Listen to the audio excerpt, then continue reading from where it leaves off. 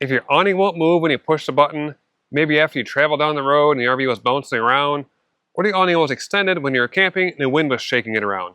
The common cause for this is a loose wire connection. Let me show you what you're looking for. Okay, let's cover the tools we might need for this repair. Down here, we have a multimeter for checking voltage. We'll have some dielectric grease for our connections, a wire brush for the connections, some electrical tape, and a multi-bit screwdriver. This has bits between the square, flathead, Phillips, and nut drivers. Pretty much everything you need to do with an RV repair, this can take care of. And if you want to know where to find these, I'll link the products in the video description below. Now let's go up here to the awning and show you the wires. Now we need to get to the motor side of your awning, which typically would be looking at the awning on the right-hand side. Behind this will be some wires, so come on up over here so I can show you. I brought the awning out a little bit so I can show you the connection. If it's broken completely, you're gonna have to struggle to get behind there. But this connection right here is what we're looking for. Let me pull it apart so you can see it. This connection is a push-in type connection. And as we look at this a little bit closer, you can see this connection is not very shiny. It's a little bit dirty. Definitely is making a bad connection. So when these go together, they just push in there. But if they're sitting like that, not fully seated, you won't have a good connection for the motor to work.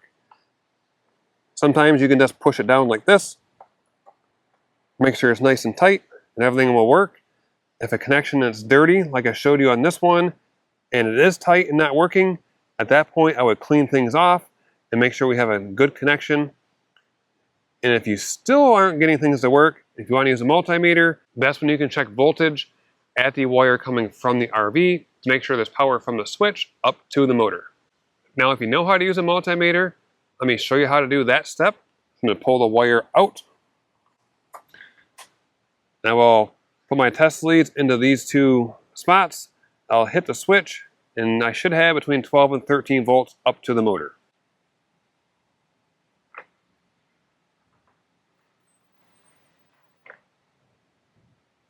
And we'll set our multimeter to volts DC. If you want to know how to use this multimeter, I have a video on it. I'll link it in the description. Now, let me go push a switch. 1361. Okay, we have 13.6 volts going up to the motor. So that tells me our fuse and wiring, all that stuff is good. Our issue is in the connection itself. So I'm going to clean this connection up and put it back together. And one side note, as you're probably watching this, these connections here were added after the fact. These connections are not weatherproof. So as one more step to make sure this awning is going to work, I'm going to replace these with heat shrink butt splices. But just know that's not a standard thing you should see in your awning. It should be this connection here, down to this connection down here.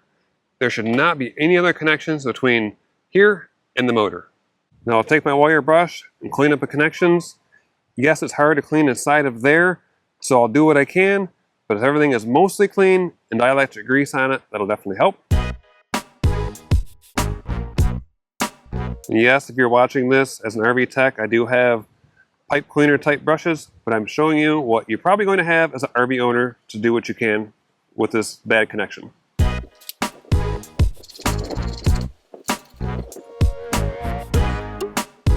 Now the connections are cleaned off. I'll use some dielectric grease. That way they don't corrode and become dirty again in the future. You don't need much, just a little bit.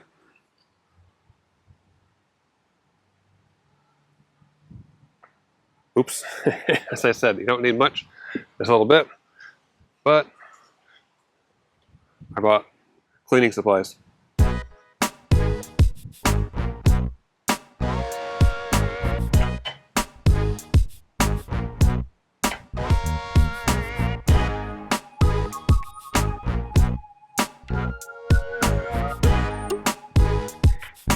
Now we'll put these connections together, then we'll put some tape around them.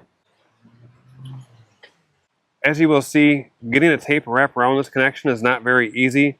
Sometimes it's simpler to pull off a little bit of tape and wrap a couple chunks around.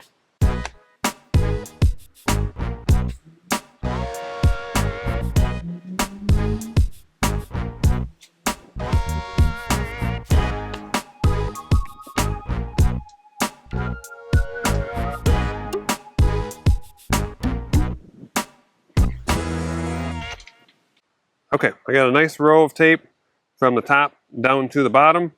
That'll keep the connection from pulling apart. So that should make the awning work.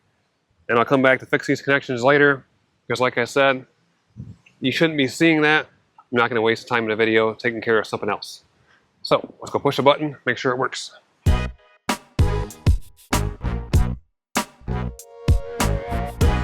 So that took care of this repair. Now every awning doesn't have this exact same setup. Some will have some spade wire connections on the motor itself behind the cover. Those won't come loose quite as often, but they can be corroded and a connection issue.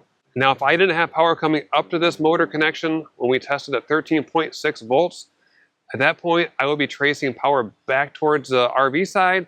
Maybe there's a pinched wire or a shorted out wire in the arm, possibly a bad switch or a fuse issue. But what I covered in this video is the most common thing RV owners can check themselves before calling a mobile tech.